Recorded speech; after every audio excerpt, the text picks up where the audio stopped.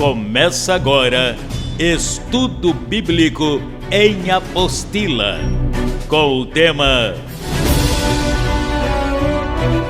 Textos bíblicos mal interpretados na segunda carta de Paulo aos Tessalonicenses. Olá, abençoado! Olá, abençoada, com todas as bênçãos. Que dia precioso!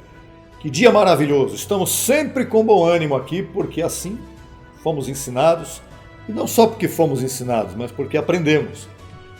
E assim é. Receba o melhor dia para você, abençoado ou abençoada, que esteja me assistindo nesse momento.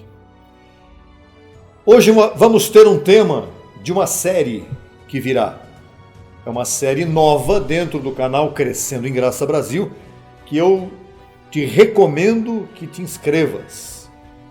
Se alguém te recomendou esse canal e você não se inscreveu nele ainda, faça isso agora e ative também o sininho para receber. Cada vez que o vídeo chegar aí, você estará recebendo. Olha, é muito importante que você entenda o que nós vamos começar a compartilhar a partir de agora. Textos bíblicos mal interpretados. E hoje vamos começar na segunda carta do apóstolo Paulo aos Tessalonicenses. Nosso objetivo nesse estudo é apresentar exemplos de falsas interpretações que têm conduzido o sistema religioso conhecido como cristão a desvirtuar os textos bíblicos. Eu mesmo participei desse sistema por um bom tempo, mas felizmente, ainda novo, eu cheguei à graça verdadeira. Não cheguei porque eu cheguei porque me fizeram chegar, graças a Deus. Consequentemente, esse sistema religioso impede que a verdadeira fé seja recebida por muitas pessoas.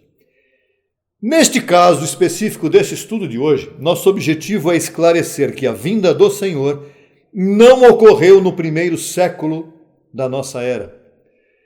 Nem seria uma vinda invisível ou mística, como muitos têm ensinado. Para tanto, vamos apresentar algumas comparações entre as versões mais utilizadas pelos pesquisadores bíblicos. Ou seja, vamos trazer para vocês aqui os textos em várias versões, as mais utilizadas, para que você possa comparar uma com a outra e ver o absurdo que existe entre as coisas que estão escritas em traduções e versões erradas da Bíblia. O fundamento que nós vamos utilizar será sempre texto e contexto.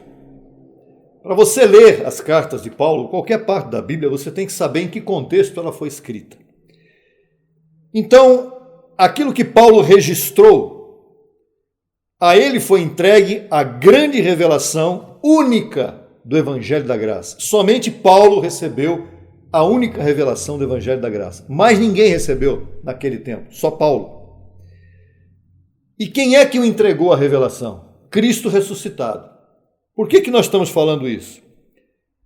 Porque é importante entender que se você está entendendo o Evangelho da Graça, você tem que chegar a Paulo, não aos profetas, não aos livros históricos. Porque Jesus de Nazaré disse tal coisa. Esqueça isso. Você está afrontando a Jesus de Nazaré? Eu não estou afrontando ninguém. Estou dizendo que o Evangelho da Graça para nós, ele foi revelado exclusivamente pelo Cristo ressuscitado, e não por Jesus de Nazaré, mas pelo Cristo ressuscitado, o que estava em Jesus de Nazaré. Ele foi entregue ao apóstolo Paulo e somente ao apóstolo Paulo. Não foi a João no Apocalipse, não foi a Pedro nas suas cartas, somente a Paulo. Então, as epístolas do apóstolo Paulo são o único fundamento para quem deseja conhecer o Evangelho da Graça. O único fundamento. E neste estudo abordaremos as revelações que dizem respeito ao cenário mundial para a segunda vinda do Senhor. Eu estarei utilizando a versão Reina Valera em espanhol, que nós traduzimos para o português para apresentar para você. Reina Valera, segunda aos Tessalonicenses, não é segunda de Tessalonicenses, Segunda carta de Paulo aos Tessalonicenses. Capítulo 2, versos 1 e 2, neste momento. E esse tópico diz assim: antes da vinda do Senhor, a apostasia. Antes que o Senhor viesse, teria que vir a apostasia. Vamos ao texto. Mas com respeito à vinda do Senhor, Jesus Cristo, e nossa reunião com Ele, vos rogamos, irmãos, que não vos deixeis mover facilmente de vosso modo de pensar, nem vos conturbeis, nem por espírito, nem por palavra, nem por carta, como se fosse nossa, no sentido de que o dia do Senhor esteja próximo. Agora vamos reler com comentários, para você entender melhor. Veja só, detalhes importantes. Cada estudo desses, ele tem detalhes que você precisa captar, ok? Mas com respeito à vinda, Paulo não fala com respeito ao arrebatamento. Paulo fala com respeito à vinda, chegada. O que você entende por vinda? Saída? Não, vinda é chegada, ok? Vinda de nosso Senhor Jesus Cristo e nossa reunião com Ele. Outro detalhe, reunião. Para nós nos reunirmos com Ele, neste caso aqui, veja só a importância do detalhe. O que é uma reunião? Reunir. É unir de novo. É unir novamente. Nós estávamos reunidos com Ele antes da fundação do mundo. Sim? Sim. Porém, nós viemos participar de carne e sangue, entramos em religiões, nos metemos em religiões e hoje, com a mente iluminada, nós estamos aguardando o regresso dele glorificado para nos reunirmos com ele novamente. Reencontro, na nova versão internacional, muita gente gosta, NVI, diz assim: reencontro. Vos rogamos, irmãos, disse Paulo, que não vos deixeis mover facilmente de vosso modo de pensar. Por que Paulo disse, irmãos, não se deixem mover desta maneira de pensar que vocês receberam? De quem? De Paulo. O que Paulo ensinou para os Tessalonicenses? Ensinou uma maneira de pensar, ensinou uma doutrina a qual eles foram entregues. Só que vinha gente de fora, os apóstolos de Jesus de Nazaré, principalmente naquele tempo, e tentavam mudar aquilo que Paulo tinha ensinado, porque eles estavam na lei de Moisés. Então Paulo disse, olha, não se deixem turbar, não se deixem mover por outros que vão chegar até vocês para mudarem o pensamento de vocês. Vocês têm que ficar com aquilo que eu ensinei. Foi isso que Paulo disse. Nem vos conturbeis, nem por espírito. O que é espírito aqui? Letra maiúscula? Não se deixem mover por comportamentos diferentes que vão tentar passar para vocês. Espírito, atitudes diferentes. Paulo ensinou uma atitude de fé para esses abençoados em Tessalônica, como para outras congregações. Mas eles estavam temerosos, pensando que o Senhor viria rápido e que eles não teriam tempo de crescer ou sei lá o quê. Enfim.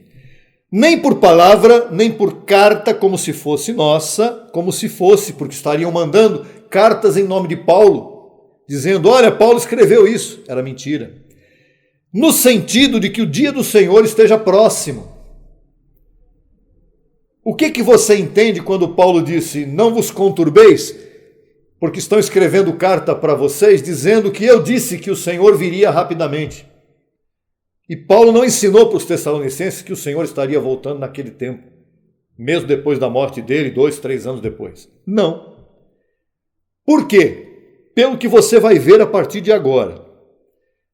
Na Almeida, corrigida, fiel, versão diz assim, no sentido de que o dia do Senhor esteja perto.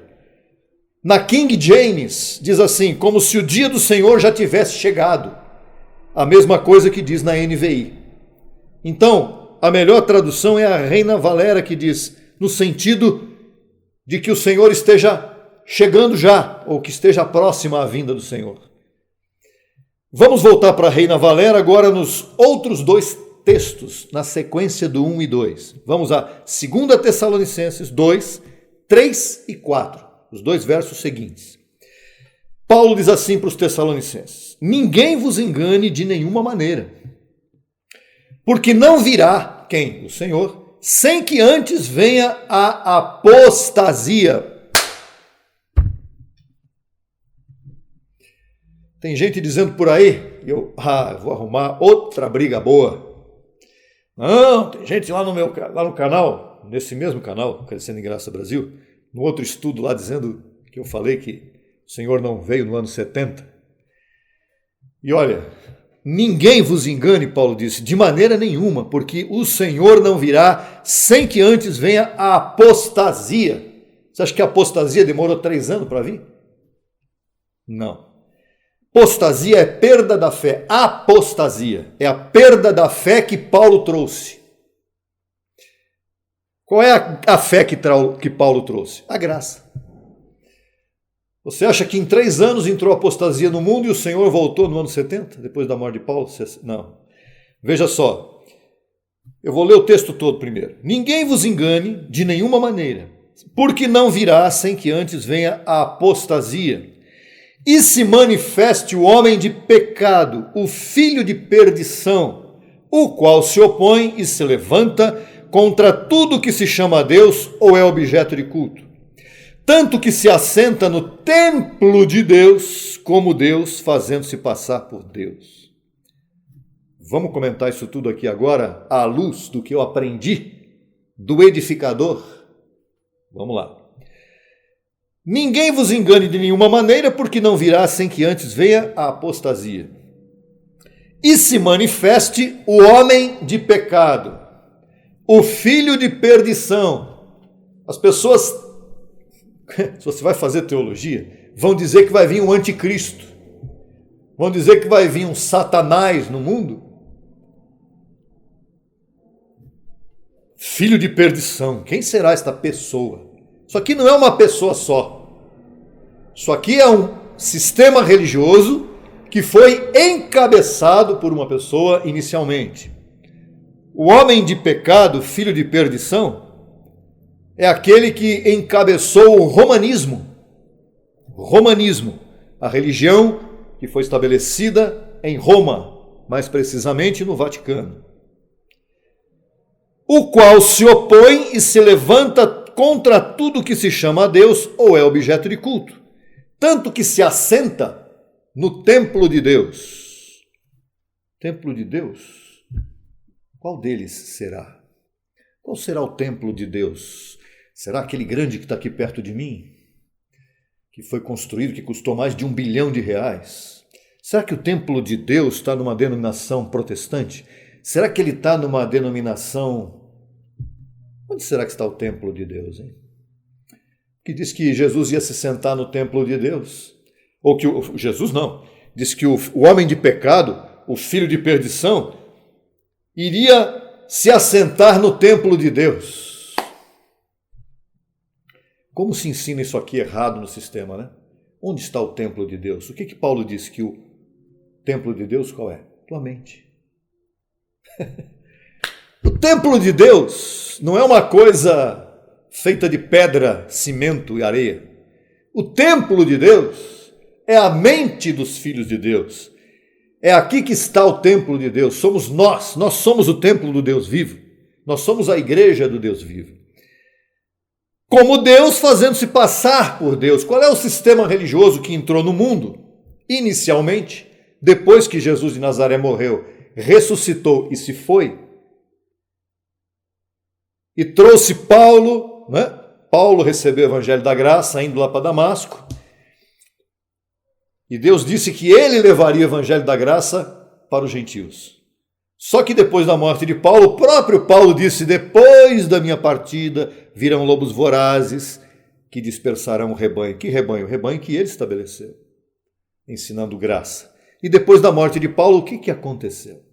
Quem é que surgiu depois da morte de Paulo? Não no ano 70, muito tempo depois do ano 70, muito tempo depois. Foi estabelecido um sistema religioso fundamentado em um apóstolo. Mas não era só ele foi o cabeça, chamado Pedro. Então Pedro pode ser considerado como o filho de perdição. Pedro pode ser considerado como o primeiro papa. E Pedro pode ser considerado como aquele que se opõe e se levanta contra tudo que se chama Deus. Quer ver por quê? Porque o primeiro Papa ele é considerado pela Igreja Romana o vigário de Cristo. Isso é real, não sou eu que estou inventando, não.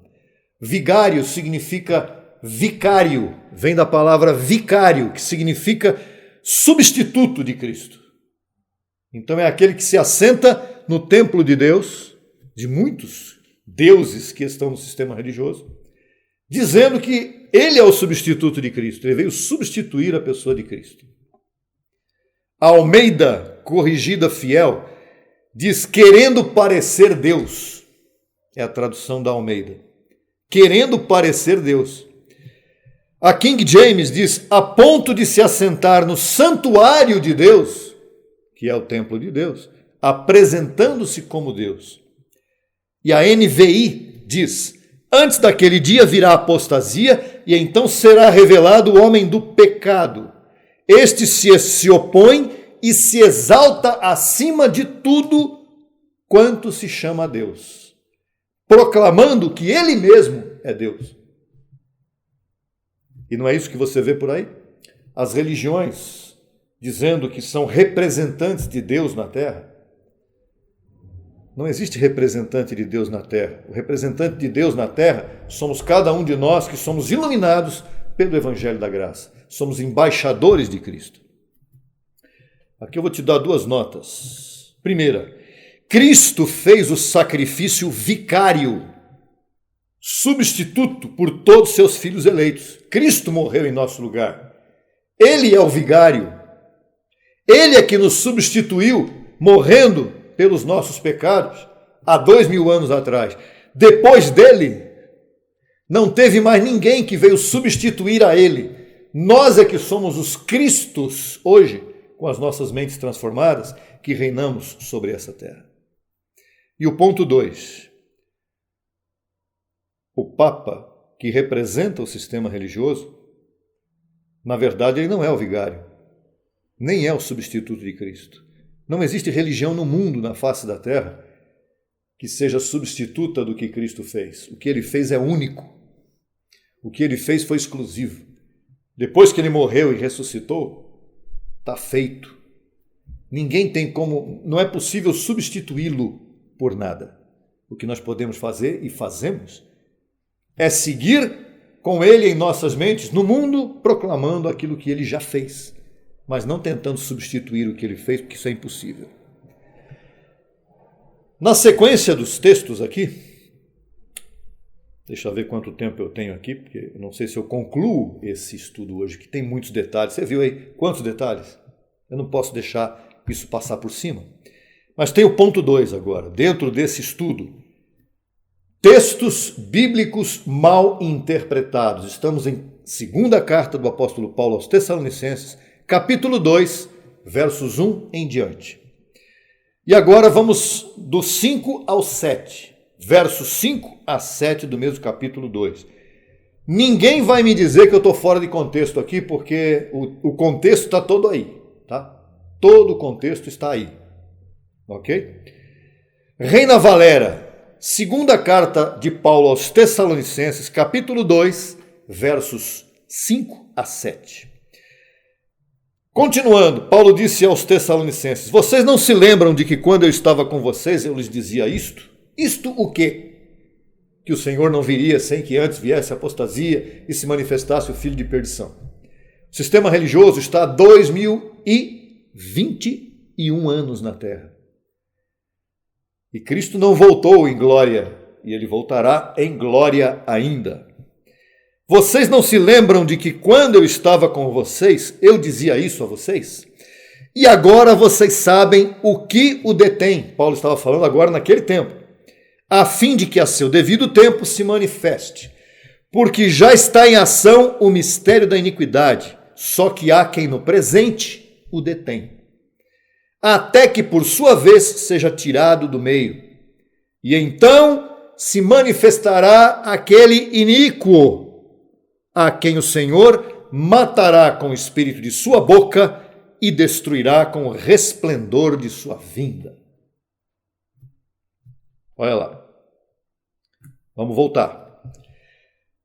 Agora vocês sabem o que o detém. Quem é que detinha o início do ministério da iniquidade ou do mistério da iniquidade no tempo de Paulo? Quem é que detinha?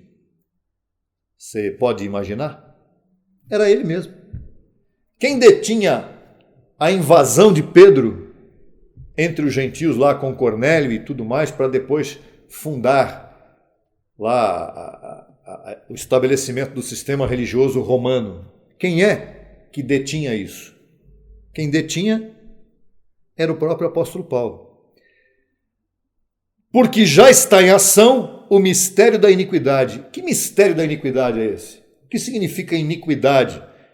Nós vamos ver já já. Iniquidade. Iniquidade é aquele que procura de todas as maneiras prejudicar a verdade. O mistério da iniquidade é isso. Quem é o iníquo? É aquele que vai ser iníquo toda a vida. Ele não vai mudar. Porque já está em ação o mistério da iniquidade, o sistema religioso. Só que há quem no presente o detém, Paulo, até que por sua vez seja tirado do meio. Quem é que foi tirado do meio para que o mistério da iniquidade entrasse? O apóstolo Paulo, quando morreu. Ele foi tirado do meio e aí, depois da minha partida, o que ele disse? Lobos vorazes entrarão no rebanho. E então se manifestará aquele iníquo sistema religioso usurpador do trono de Cristo. Ai, ai, ai. É, isso aí. A quem o Senhor matará, caramba, com o espírito de sua boca. Como é que o Senhor vai matar o iníquo ou o sistema religioso de iniquidade, o mistério da iniquidade? Através da pregação da palavra da graça. O que o apóstolo e doutor, com certificado e tudo, José Luiz de Jesus Miranda, fez nos 40 anos de seu ministério? Ele pregou a palavra do Evangelho da Graça. Esta foi a segunda vinda de Cristo. Olha que tremendo que eu estou falando para você. Que eu estava perdido. Estava perdido nos meus pensamentos, na teologia, no sistema, dentro de um sistema religioso. Eu não fui da mãe, eu fui da filha. Eu não fui do sistema religioso primeiro, eu fui do que veio dele, do sistema religioso protestante. E diz que esse sistema será destruído. Na King James e na NVI, as duas traduções, não, as duas versões bíblicas, diz assim: restando tão somente que seja afastado aquele que agora o detém. Falando de Paulo.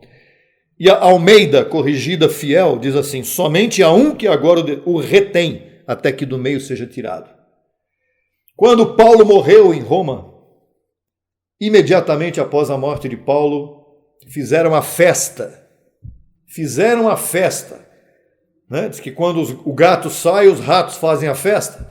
Fizeram a festa nas congregações que Paulo havia estabelecido. Todas elas se foram, em pouco tempo. Todas elas se foram. Nota: a presença e o ministério do apóstolo Paulo impediam o avanço do homem do pecado, liderado por Pedro, que seguiu avançando entre os gentios. E agora o ponto 3, que eu estava aqui em dúvida se eu ia fazer ou não, mas vamos fazer sim, porque eu não creio que você vai ficar à vontade, você vai ficar perguntando para mim o tempo todo quando é que vai vir a segunda parte, e é bom que a gente avance. Ponto 3, a manifestação do iníquo.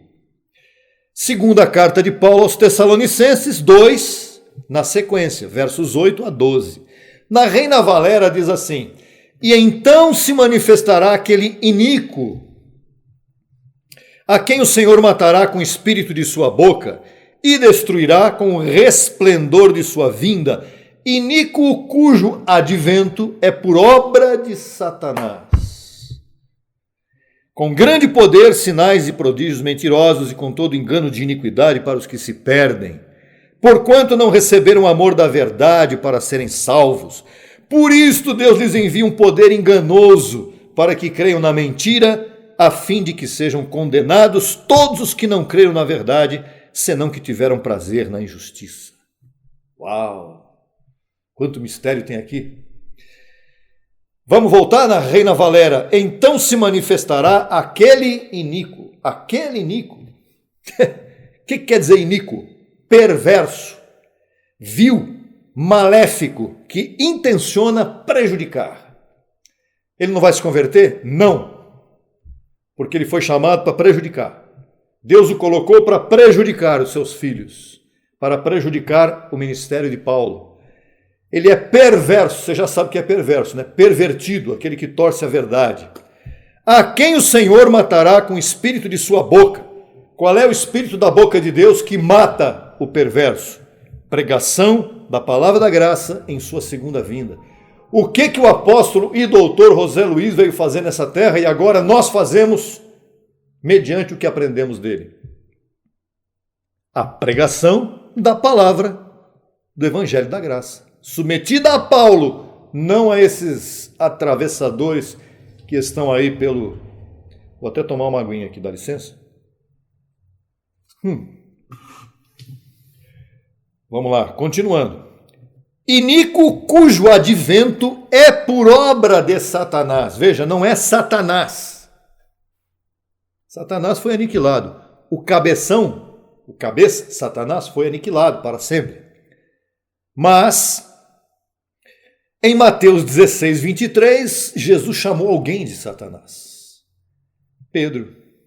Ficou com aquela marca. A marca de Pedro hoje é Satanás.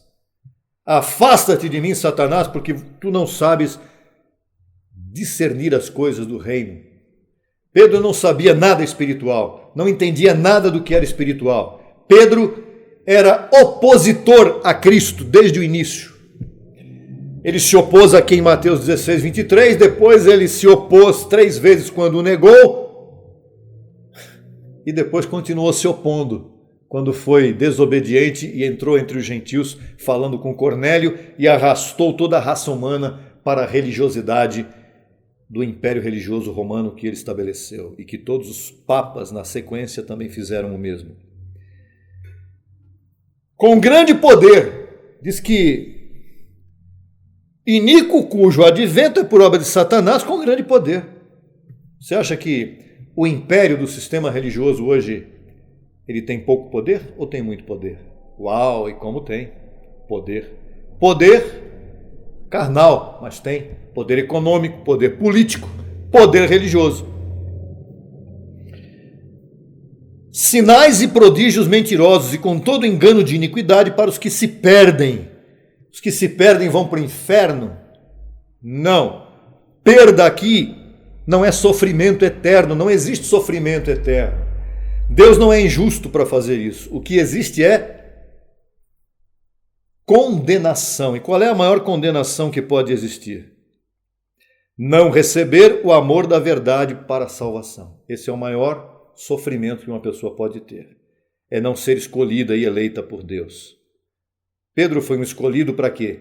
Para levar o mistério da iniquidade para o mundo. Pedro pode se converter? Não. Eu estou afirmando aqui para você que eu quero que alguém me prove que pode. Não, não pode. Porque ele foi chamado para ser perverso, iníquo. Para que e Deus, veja só o que está falando aqui. Deus não permitiu que estes homens do mistério da iniquidade creiam na verdade. Por isto Deus lhes envia um poder enganoso. Quem é que envia? Satanás? Não, quem envia é Deus. Para que creiam na mentira. Quando você vê um sistema religioso aí ensinando falsidade, fique tranquilo, é Deus fazendo tudo isso. Não tem diabo nenhum ali, não tem Satanás nenhum. É Deus enviando um poder enganoso, a fim de que sejam condenados. Condenados a quê? Ao esquecimento. O ímpio não haverá memória deles. O ímpio vai ser esquecido para sempre. a fim de que sejam condenados todos os que não creram na verdade. Qual é a verdade? Qual é o ministério da justificação? O evangelho da graça. Senão que tiveram prazer na injustiça. Que injustiça é essa? A lei de Moisés. A religião é o mistério da injustiça. É o ministério da injustiça. Injustiça é sinônimo de religião, de religiosidade. Justiça é sinônimo da graça de Deus. Foi Ele que deu gratuitamente para nós. Vamos compartilhar agora na NVI.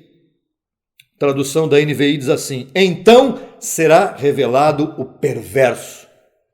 Quando é que foi revelado o perverso? Depois que Paulo morreu, entrou o perverso em cena. Pedro e os demais. Não é só Pedro, não. Todos os apóstolos de Jesus de Nazaré eram homens maus e perversos depois da cruz. Antes eles estavam de acordo com a lei. Depois da cruz se tornaram perversos. A vinda desse perverso, está na NVI, é segundo a ação de Satanás.